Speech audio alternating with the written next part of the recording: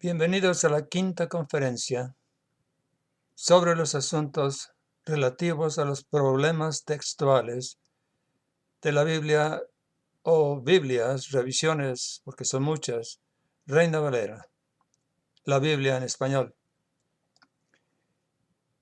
En exposiciones anteriores hemos mostrado que cualquier error tiene consecuencias graves.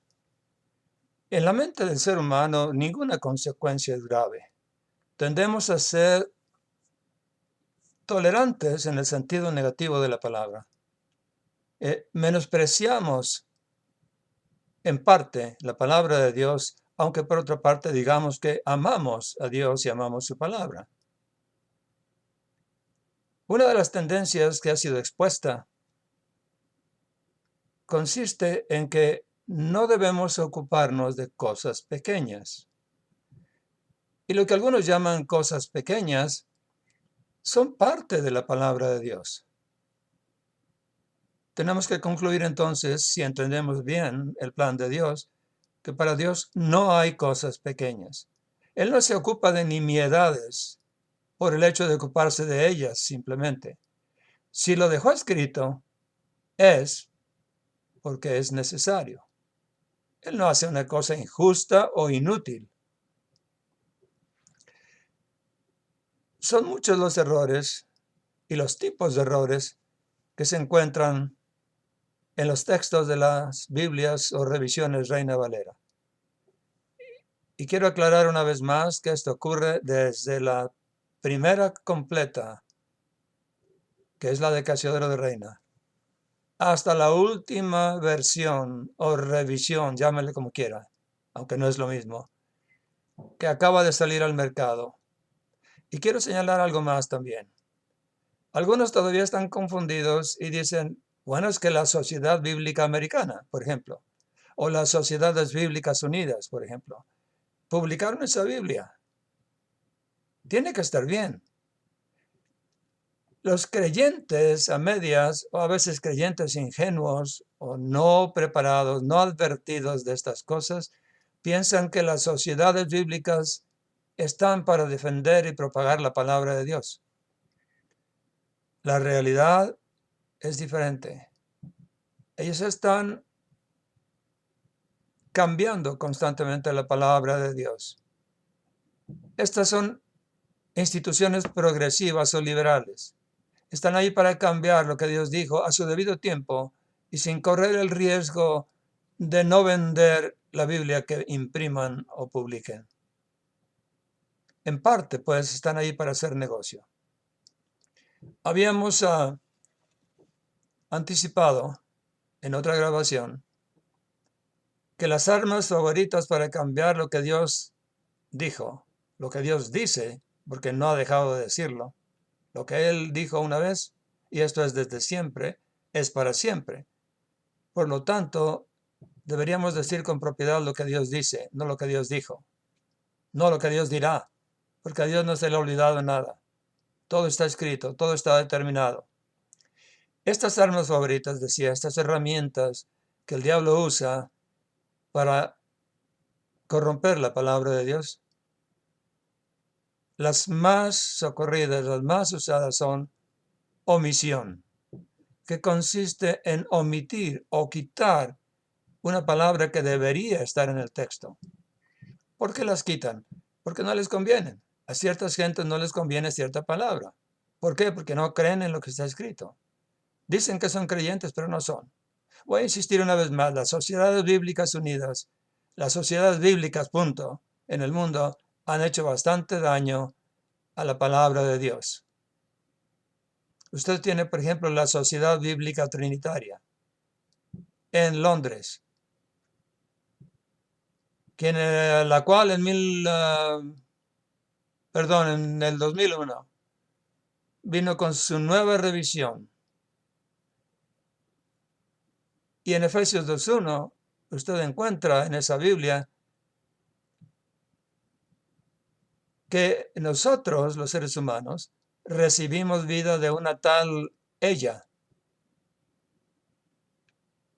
Si usted conoce la Escritura un poco, sabe que el único Salvador, el único que puede darnos vida, vida eterna, es Jesucristo.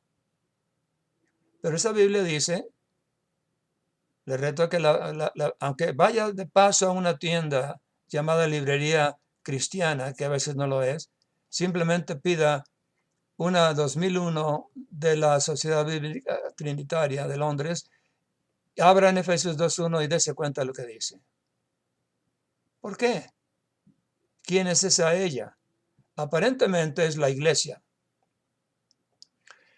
Yo me tomé el trabajo de hablar con alguien en la Sociedad Bíblica Trinitaria, el capítulo de Estados Unidos, y me dieron una explicación simplona y por lo tanto ridícula y falsa. No hay tal ella que nos dé vida. ¿Quién es? ¿La iglesia? Como dice en los versículos finales del capítulo 1 de Efesios. Esa es la insinuación, aparentemente. No. Cuando añaden, y esa es otra arma, una palabra, o cuando quitan una palabra, que es lo contrario, causan daño a la palabra de Dios, pero también sustituyen palabras. Los estudiosos de estas cosas le pueden confirmar lo que estoy diciendo. Hay libros, hay información. Es de sentido común que usted entienda que cuando se quita una palabra, se está dañando el texto. Cuando se agrega una palabra, se está dañando el texto. Cuando se sustituye una palabra por otra, se está dañando el texto. Y el daño que recibe, el que lo recibe, no es el texto.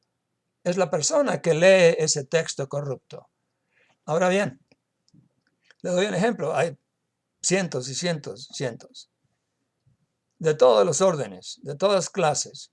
Les doy un simple ejemplo de una de esas sustituciones. La palabra unicornio está muchas veces en la Biblia, Antiguo y Nuevo Testamento, sobre todo en el Antiguo. La han cambiado por la palabra búfalo. Y como dicen aquí en inglés, con una frase y una cancioncita simpática de un show de televisión de hace muchos años. A horse is a horse, of course. Lo cual traducido significa un caballo. Es un caballo, por supuesto.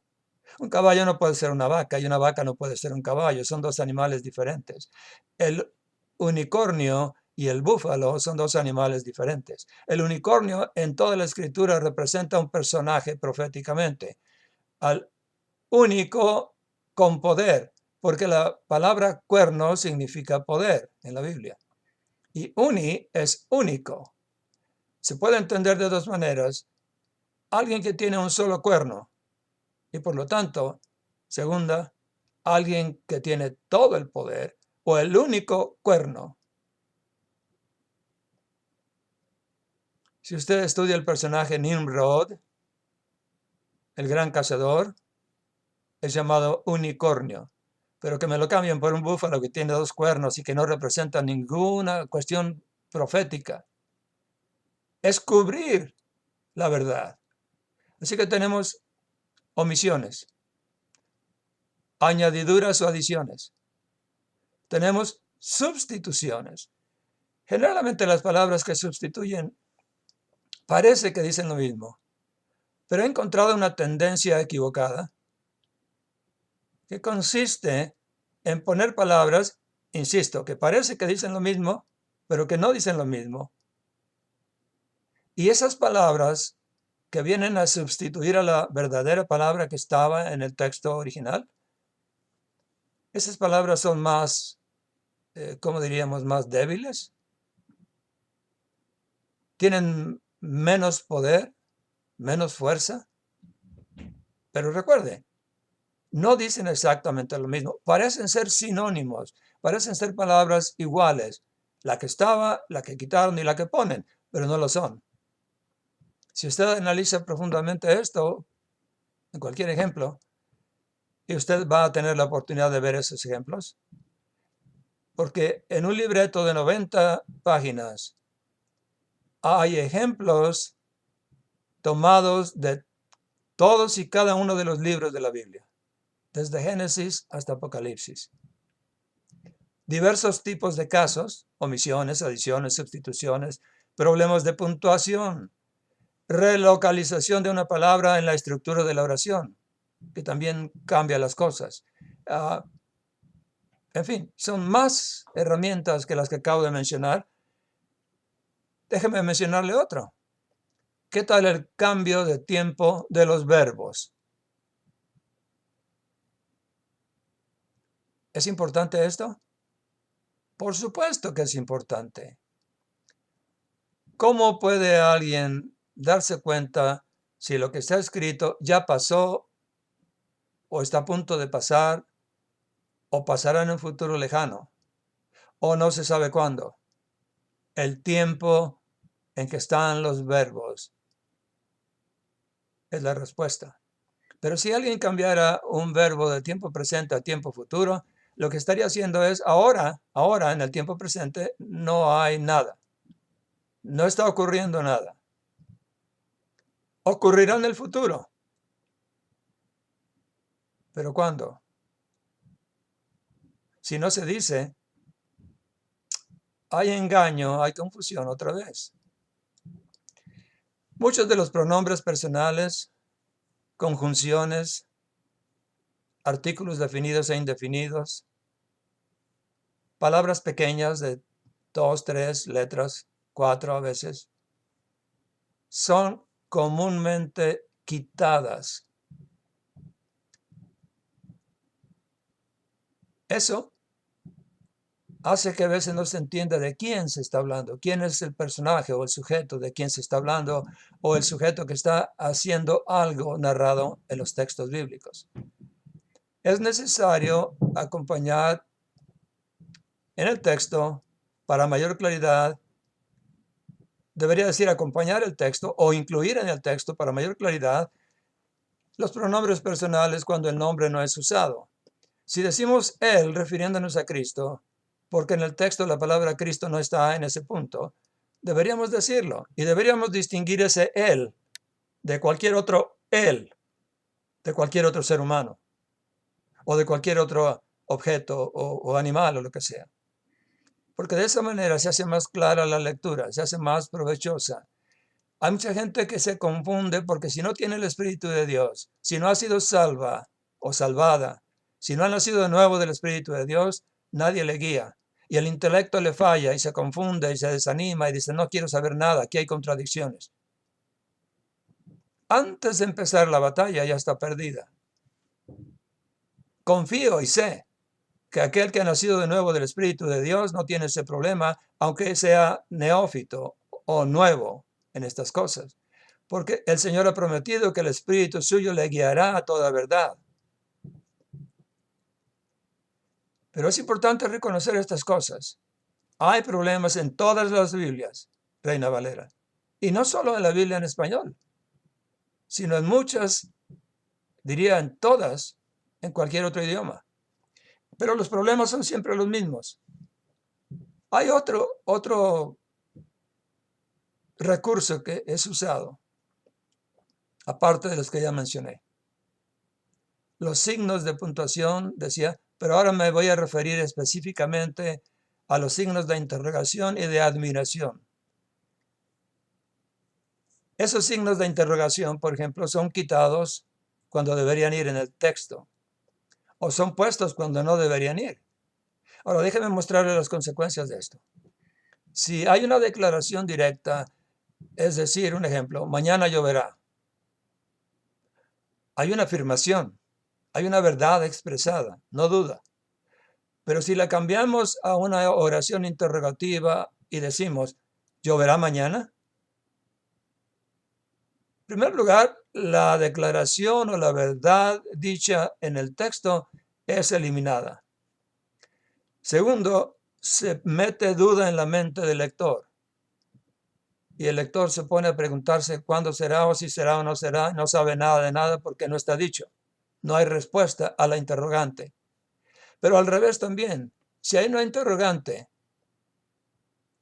y alguien le quita los signos de interrogación y la cambia a una declaración directa, cambia la verdad otra vez. Los signos de admiración igual. Aparte, estos signos de admiración y los signos de interrogación son intercambiados en los textos de la Biblia Reina Valera muchas veces como si fueran el mismo signo, y no lo son. Para todas estas cosas, acompañadas de lo que se llama paráfrasis, al final, todo junto, constantemente puesto o ejecutado a través de los textos, viene a crear un laberinto. Viene a crear obscuridad en vez de luz. La palabra de Dios debe ser luz, no obscuridad. Es luz, no es obscuridad.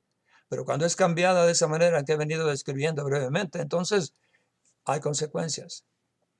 Y repito, las consecuencias las sufre la persona que lee y no entiende, y por no entender y quedar confundido, deja de hacerlo y se retira y no quiere saber nada con la Biblia.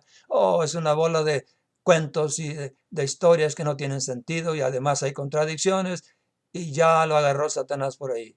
Gracias a los que han cambiado los textos bíblicos mediante estos y otros recursos más. Cuando alguien en su Biblia que imprimió para ganar con ella pone entre paréntesis cosas que no estaban entre paréntesis, o pone notas marginales o notas al pie de la página explicando, bueno, este versículo no está en los mejores y más viejos manuscritos. Como diciendo, esto no se sabe si eso no es. Otra manera de manchar la verdad que Dios ha dejado en su palabra. ¿Cuáles son las consecuencias de esto? Las consecuencias de esto son muchísimas también. Primero que nada, la negación de la verdad, como ya he venido diciendo. Segundo, negación de la deidad. Muchos de esos cambios tienden a eliminar a Cristo como Dios presentado al mundo en carne. Negar la deidad de Cristo, quien, de acuerdo a la propia palabra de Dios, es el único Salvador. Hechos de los Apóstoles o Actos de los Apóstoles 4:12. No hay otro Salvador. Si se niega la deidad de Él, entonces Él es otro mortal, otro hombre, que en vez de ser el Salvador tiene necesidad de salvación Él mismo. Déjeme darle otro ejemplo de cómo pueden negar la deidad de Jesús.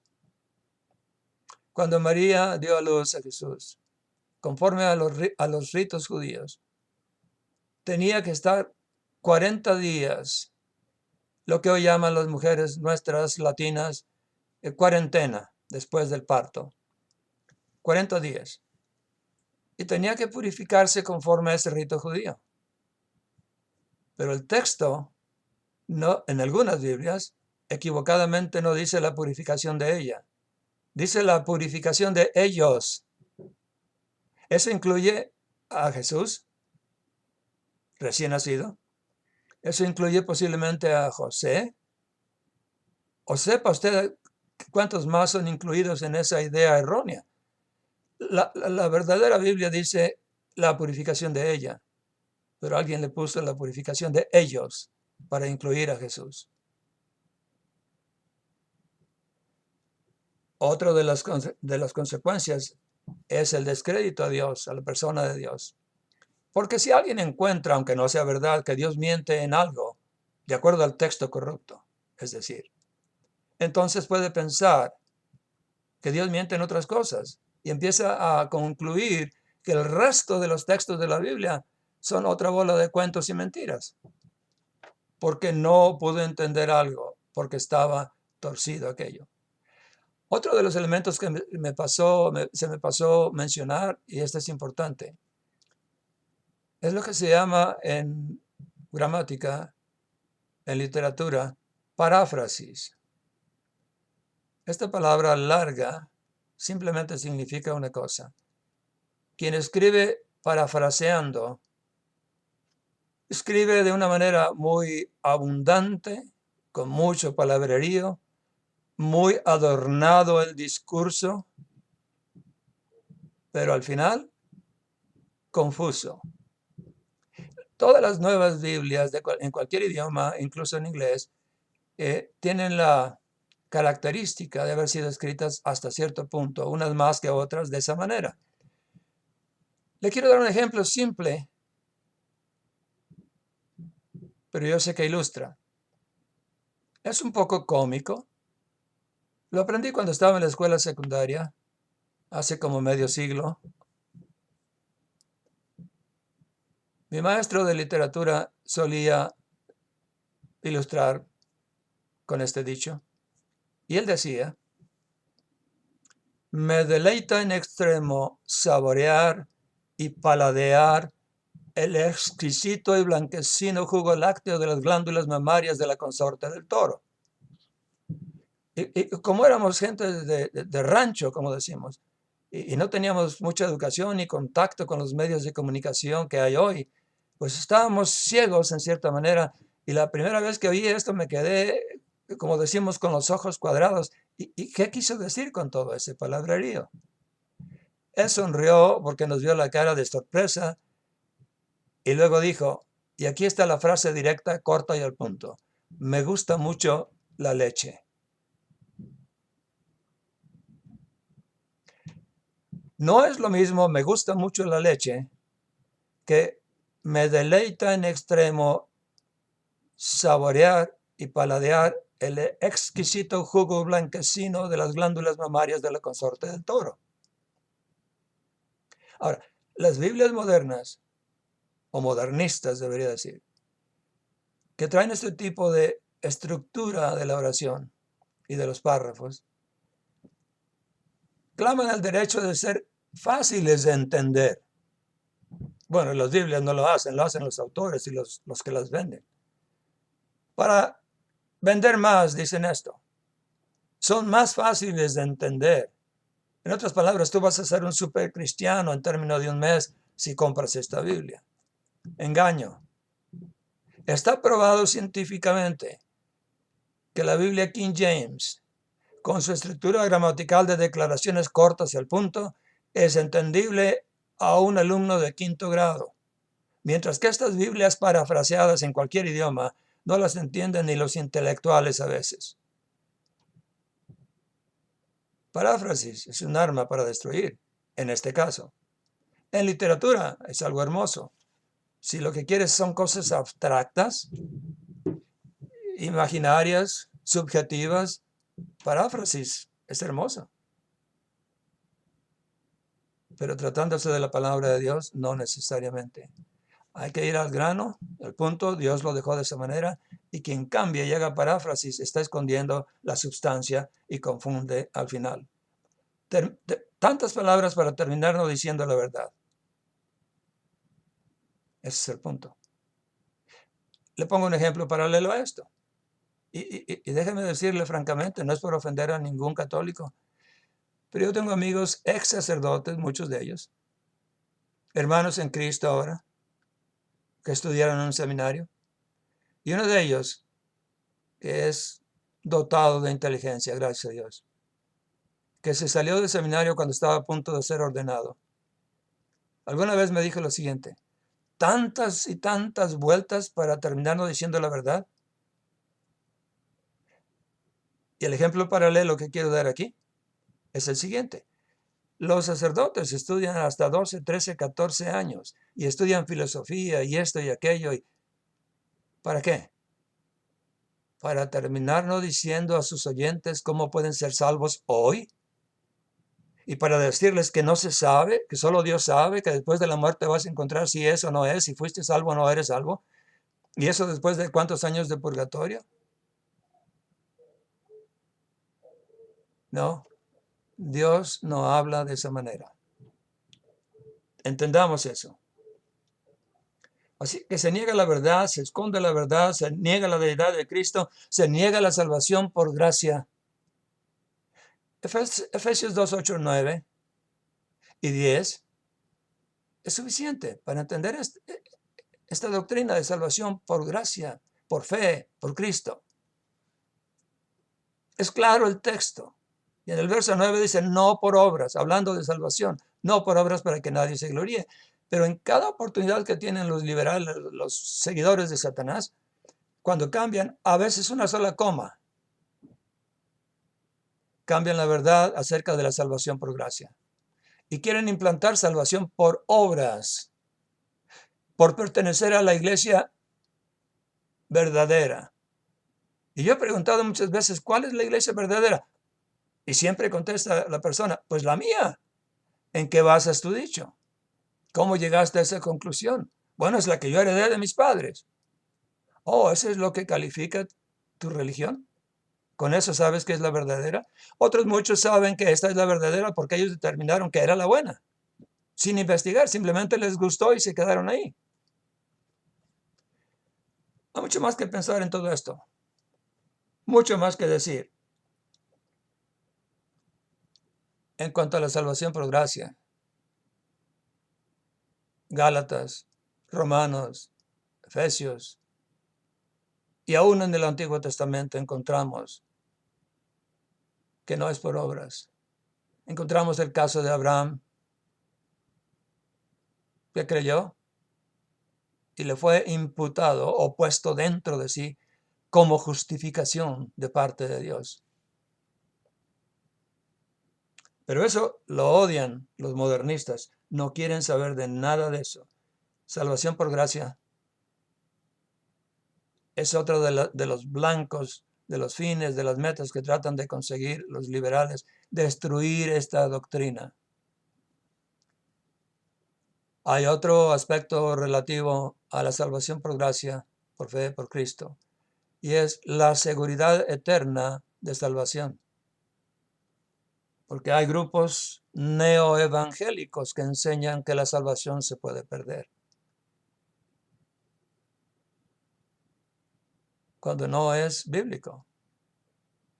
Lo que pasa, como dice la misma escritura, es que no les ha amanecido, tienen un velo en los ojos. No han conocido la verdad. La salvación no puede perderse porque no es conseguida por los méritos nuestros, sino por los de Cristo. Y Él es fiel y sus promesas son fieles. Pero déjeme darle un versículo, aunque no le cite ahora libro, capítulo y verso, pero usted lo va a encontrar si le interesa. Los dones y el llamamiento de Dios son irrevocables. Vamos por partes. La palabra dones es el plural de don, y don es donativo o regalo. En otras palabras, la salvación es un regalo de Dios, porque por nuestros méritos no podemos tenerla, y Él, quien no tuvo pecado, excepto el pecado que cargó encima de sí mismo, y ese pecado era de nosotros, Él, al hacer eso, nos dio la posibilidad de la salvación por la fe en su sangre, no por otra cosa, por la fe en su sangre derramada como el Cordero de Dios que quita el pecado del mundo.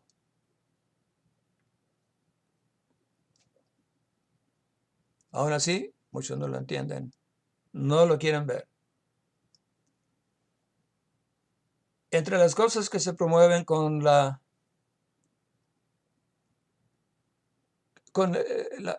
revolviendo la oración gramatical, cambiando los signos, los tiempos de los verbos, omitiendo, añadiendo, etc. Se consigue también confundir, ya lo he dicho varias veces, se consigue también dividir, se consigue también el desánimo, ya lo mencioné, se consigue la promoción de religión. Alguno dirá, si me está escuchando, bueno, ¿y eso qué tiene de malo? Malo las personas que no son religiosas. Equivocado, mi amigo. Escúcheme bien. Hay un solo concepto de religión bíblico y es el único que acepto. Y se lo voy a explicar.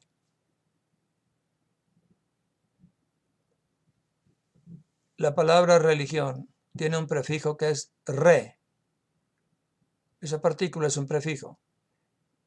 Y el resto de la palabra viene del verbo latino ligar o ligare. Como pudiéramos decir en español en algunos de los países, religazón. ¿De dónde viene religión? Le doy otra palabra que contiene la misma raíz. Obligado.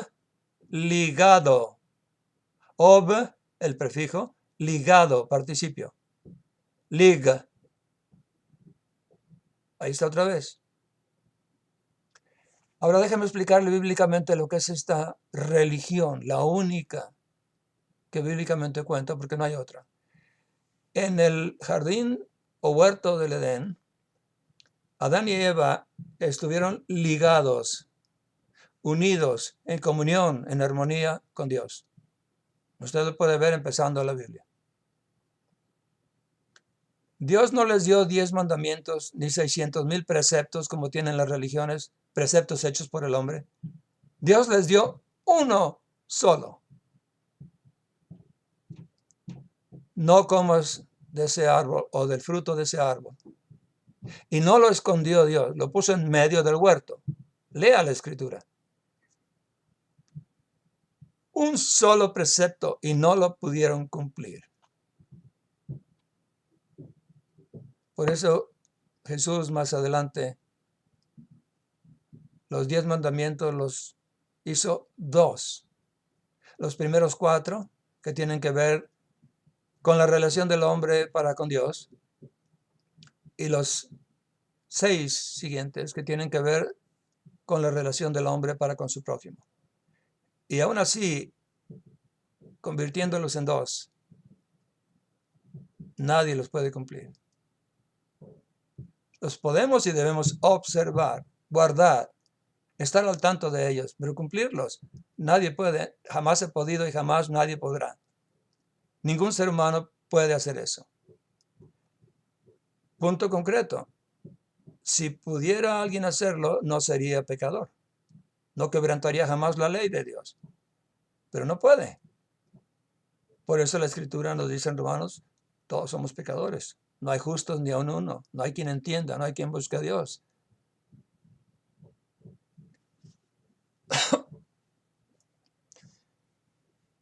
Así que esto es lo que ocurrió en el huerto del Edén. Cuando ellos desobedecieron a Dios, ellos que estaban ligados o unidos a Dios en comunión con Dios, fueron desligados o cortados de la comunión con Dios.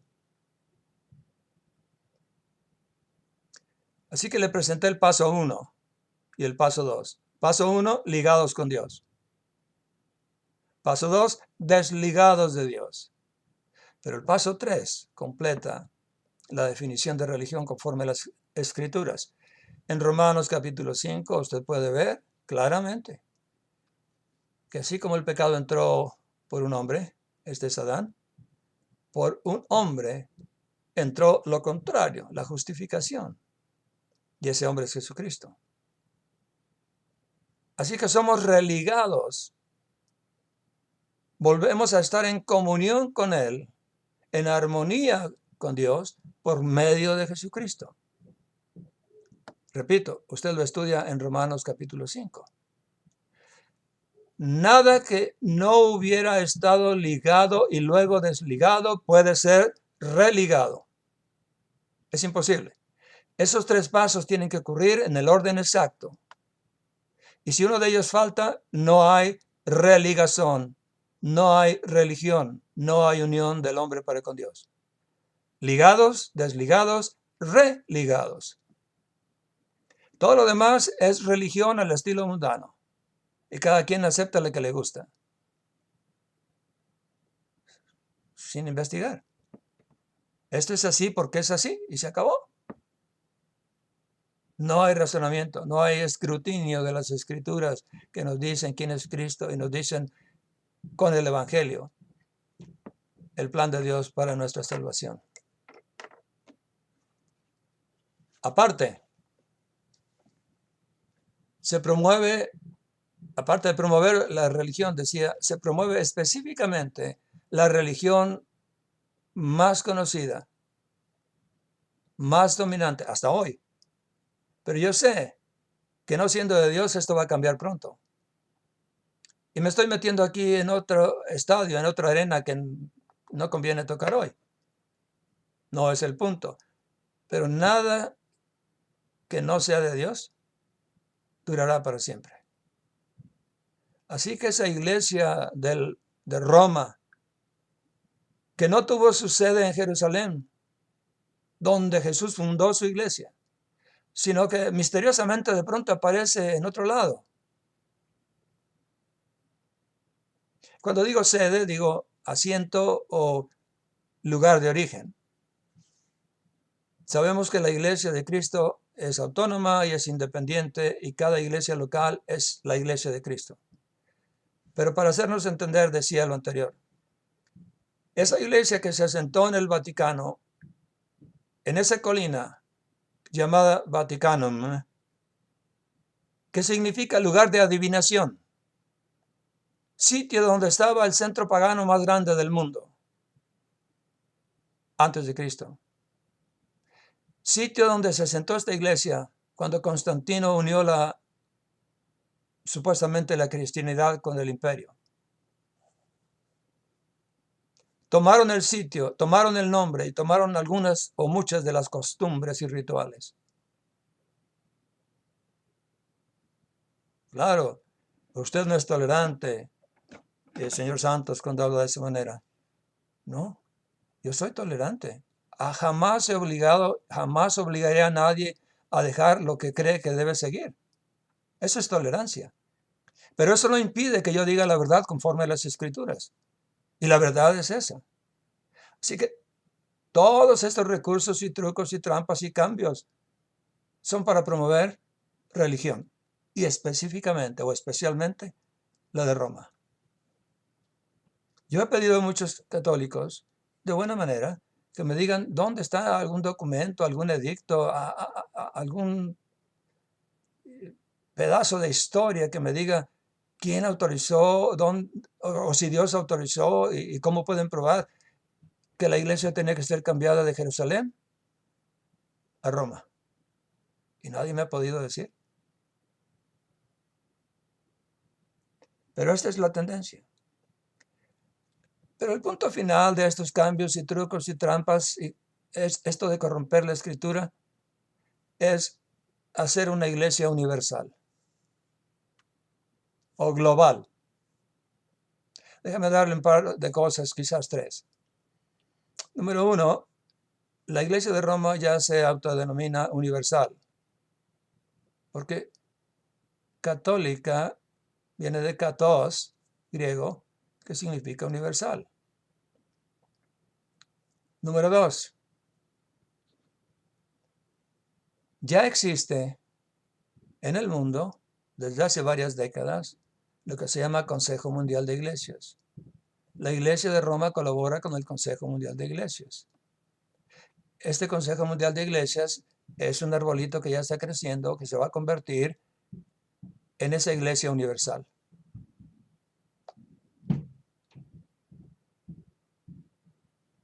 Tercero, las Naciones Unidas trabajan mano a mano con el Consejo Mundial de Iglesias y desde luego con el Vaticano.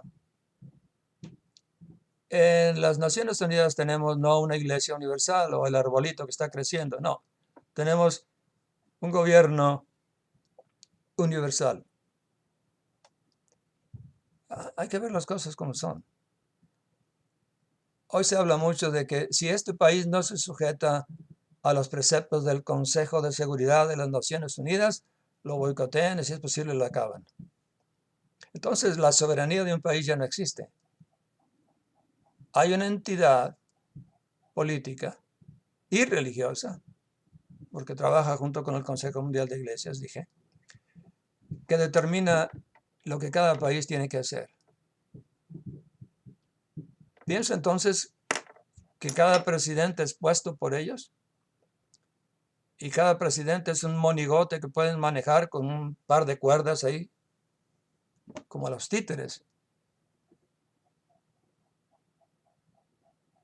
No creo estar lejos de la verdad, porque el ecumenismo empezó o se abrió o se destapó o empezó a tener auge con el Concilio Vaticano II en los años primeros de la década de los 60.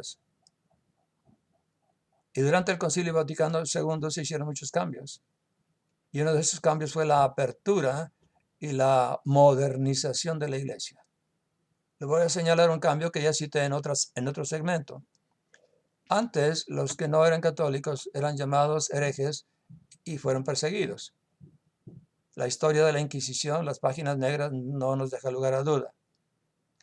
Aún eso no ha terminado, pero no lo hacen de manera abierta.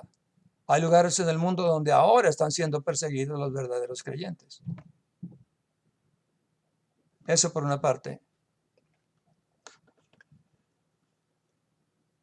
Entonces,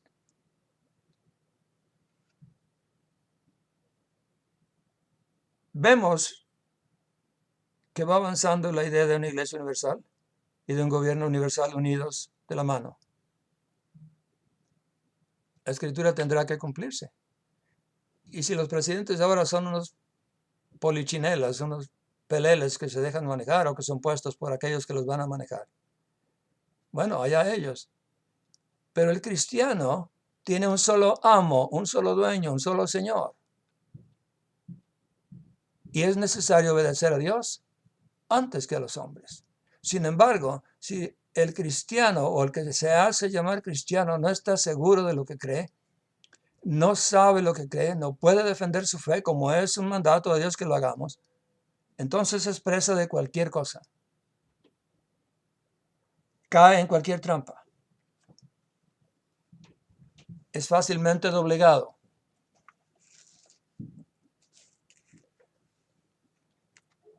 Ahora quisiera en este momento empezar con una ilustración. A mí me parece bastante significativa. Escúchela con atención.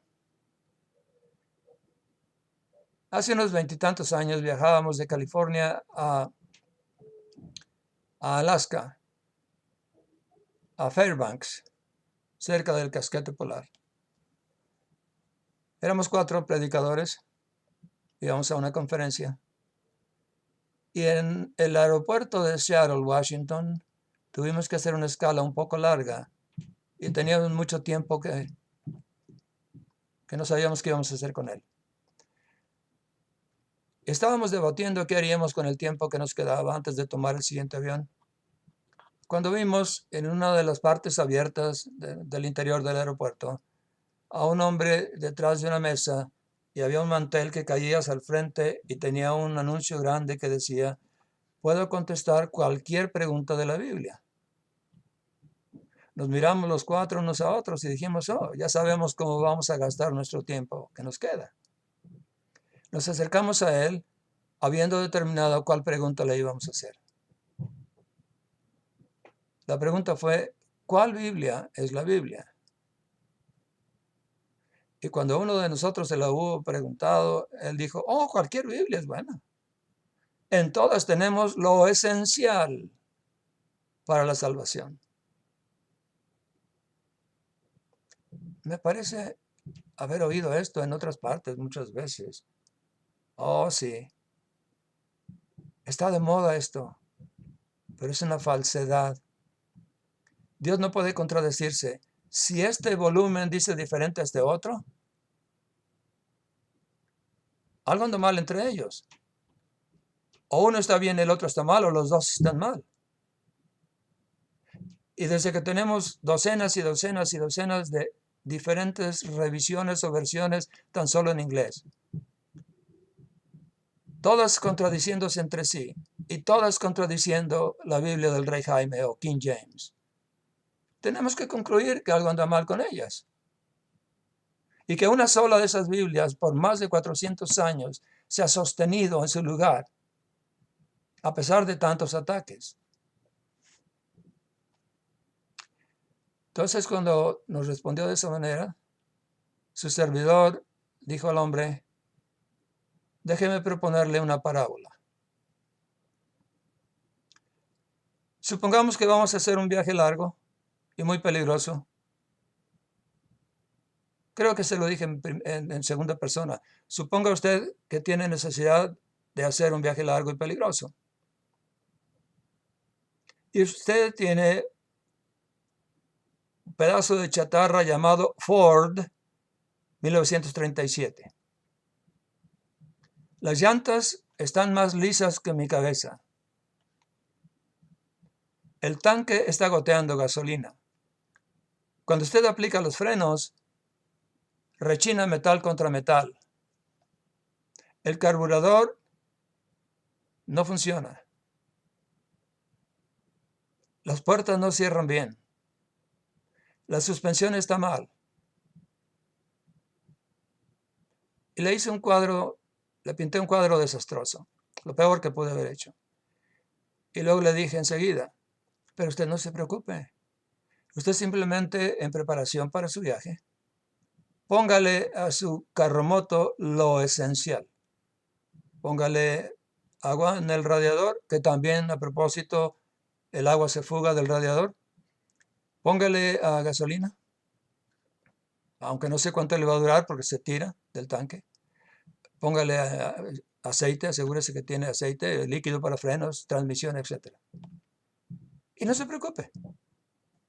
Habiendo puesto los esenciales, usted de seguro irá feliz en su viaje. Pero ahora déjame hacerle una pregunta. ¿Qué tan lejos llegará usted en esas condiciones? No respuesta. No comentario. Y la interpretación de esta parábola, como yo se la puse a él, es la siguiente. Ese viaje largo y peligroso en nuestra vida en esta tierra. El equipo que nos guía y nos salva de peligro es la palabra de Dios pura, como debe ser. No me interesan solamente los esenciales. Cielo y tierra pasarán, pero mis palabras, todas ellas, cada una de ellas, no pasarán. Me interesa todo lo que Dios dijo. Porque en ciertas ocasiones seré defendido por medio de esta parte y en otras por medio de esta otra. Y si alguna falta o está cambiada, estoy en peligro. El que no sabe es como el que no ve.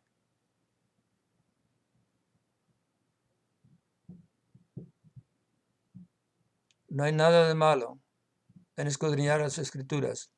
Jesús pidió que lo hiciéramos, porque ellas, las Escrituras, son las que dan testimonio de Él. No hubo más comentario, terminó la entrevista.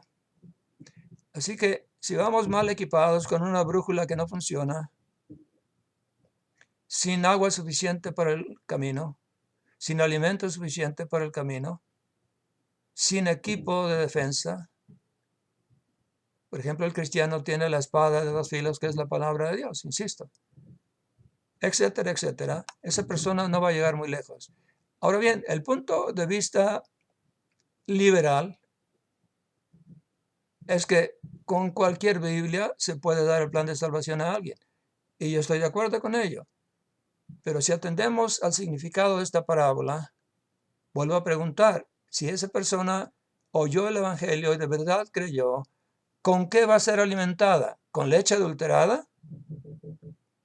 Porque la palabra de Dios dice en 1 de Pedro 2:2 que no debe ser con leche adulterada. Porque si es con leche adulterada no cree, no crece. Se queda en la cuna, infante para siempre. Por lo tanto, no habrá fruto. El fruto del Espíritu de Dios de que se habla en Gálatas no estará en su vida. Es pues importante que entendamos que cada parte de la palabra de Dios, cada pequeña palabra cuenta. Hasta un acento, una coma, como decía hace unos minutos. Durante la crucifixión hay un diálogo entre el malhechor que estaba a la derecha de Cristo y le dice, Señor, acuérdate de mí cuando vengas en tu reino. Jesús le dijo, escúchame bien, de cierto te digo, hoy estarás conmigo en el paraíso. De cierto te digo, coma, hoy estarás conmigo en el paraíso. Pero algunos le cambiaron la coma hasta después de la palabra hoy. Y queda de esta manera. De cierto te digo hoy, coma, estarás conmigo en el paraíso. ¿Qué cambió aquí? Bueno, en la segunda rendición de esta oración, no se sabe cuándo estaría el malhechor en el paraíso. Es abre las puertas para el purgatorio, el sueño del alma y otras herejías, según algunas religiones. No, de cierto te digo, hoy. Eso cambia todo. Hoy estarás conmigo en el paraíso. ¿Por qué hoy? Porque ese día iban a morir físicamente. Y estar ausente del cuerpo es estar presente ante el Señor, de acuerdo a las cartas del apóstol Pablo. ¿Hace la diferencia mover una coma del lugar? ¿O eliminarla? ¿O ponerla cuando no debía? Por supuesto que sí, y se lo acabo de mostrar. Ahora, todas estas cosas, estas pequeñeces, las detestan los religiosos que aún no abren los ojos, que aún están perdidos aunque profesen ser salvos. Hay una frase en inglés: profess is not possess. O es una oración corta. Profesar ser algo no necesariamente indica que poseemos aquello o que de verdad lo somos. Y así hay muchos hoy, hablando de cristianidad, religiosos, pero perdidos. Y en parte es culpa de la palabra de Dios corrupta y de los que la corrompieron. Nuestro movimiento es todo lo contrario. Por más de 12 años, como trabajo de tiempo completo, palabra por palabra, coma por coma, punto por punto, varias veces, yo no sé cuántas, 15, 20 veces tal vez, tuvimos que ir a través de toda la Biblia. El trabajo de revisión, que yo llamo restauración, quitando lo que fue puesto indebidamente, poniendo lo que fue quitado indebidamente, eliminando esas paráfrasis tortuosas para dejar declaraciones directas, como ya le expliqué, etcétera, etcétera. Después de más de 12 años de trabajo, esa revisión está lista para ser puesta en una página de la internet y, si Dios lo permite, para ser impresa en un ministerio de una iglesia local que entrega las Biblias y Nuevos Testamentos sin costo al que las recibe. En la internet no se va a vender, no se va a cobrar membresía, no se va a cobrar nada, jamás se venderá, jamás se sacará provecho ni un solo centavo partido por la mitad. Lo que gratis recibisteis, gratis dadlo. Dios será glorificado en ello. Quiero terminar con lo siguiente.